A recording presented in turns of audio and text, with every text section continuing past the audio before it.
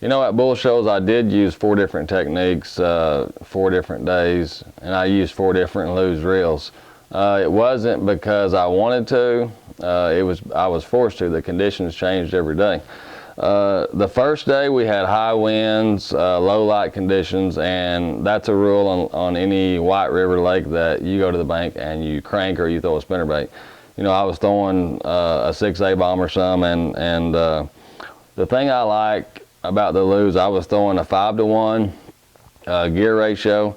You know, and Fritz had designed this to where the reverse, actually most reels now you can't go back any, but this one you can see goes back a little bit.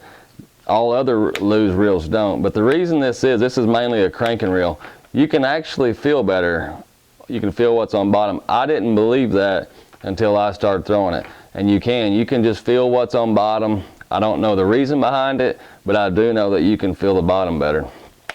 You know, I was throwing 10-pound fluorocarbon, and one of the things I like about it, it has a giant spool. I mean, I could throw that crankbait all the way down the bank, and once it hit, you know, when I take off, I still have a lot of line on my spool, therefore I have a 5-to-1 gear ratio. I don't have to reel it real fast to get it started. But you know, this is my cranking setup. This is the same setup I use anytime I'm wintertime fishing. The only change I do in the summertime is I'll go to a 6, you know, a 6-to-1 rather than a 5, just to get a little more speed in the summertime. You know, the second day we had totally different conditions, and I actually started out cranking and it didn't work. And in 2 hours I was dragging the Carolina rig around, and really all I did was in practice. I'm not much on Carolina rigging, so all I did in practice is I took the rods I was using at Beaver, same line, everything. I cut the umbrella rigs off and tied a Carolina rig on. You know, it's important to make a really long cast Carolina rigging for me, and there's a lot of, you know, hard hook sets because you're throwing an ounce weight. But the main reason that I was using the Super Duty is just because it holds a lot of line. It can handle the hard hook sets, and it's a lot of dragging. And as you can see, the reel's a little smaller. It fits in my hand good. You know, I can sit up there on the trolling motor and just drag. It doesn't work me at all. It's just a good reel for that application, for flipping, for the umbrella rig. I use it for a lot of the, you know, the harder stuff, and that's a 7-to-1 gear. The third day was again another different day. I actually started off Carolina rigging the third day and had lost a couple and decided that, you know, the water was coming up, it was filling bushes, and I decided I was going to give the bushes a try just for a little bit to test it. And I pull in, start flipping, and catch a limit pretty quick.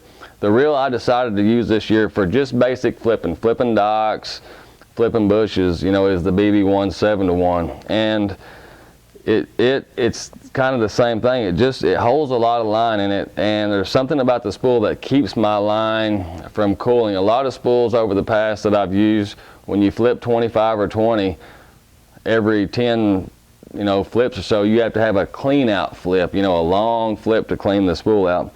Again, the BB1s have a big spool.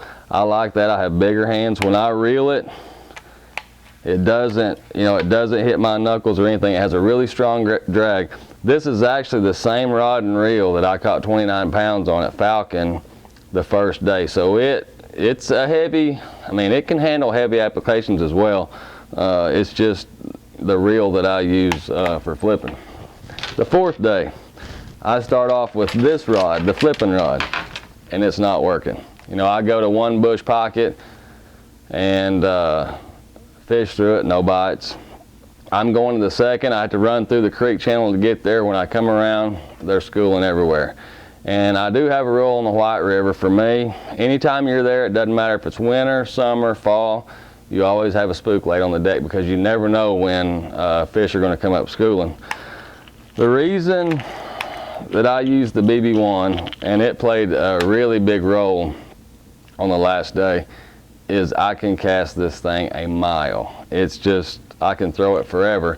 And I was out there in the middle of the creek, and these fish are schooling, you know, way out there, and my marshal would say, that one would come up and he'd say, there's no way you could get to that.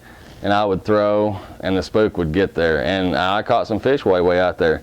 You know, some of the things I like to do where I can cast long ways is I use braid on my topwater rod. It's 30-pound braid, and then I use a 5 or 6 pound monofilament leader, and I always use a snap. You know, a lot of guys tie loop knots. I always tie to a snap. I can change it easier. You know, I have more faith in this than I do a loop knot. But the thing about, this is a 6.4 to 1 BB1. A 7 to me is too fast with the topwater, and a 5 is too slow. So the 6.4 is, you know, the happy medium. But it has a great drag. You know, on a topwater, you don't want your drag real tight, especially on braid. You want it just enough that 3/4 of the way you're hitting the fish, and the last quarter your drag is slipping. And it lets those bigger fish at the boat make that pull, and the drag is as smooth as silk. But those are the 4 reels I used at the Elite Series to win, and you know, they got the job done.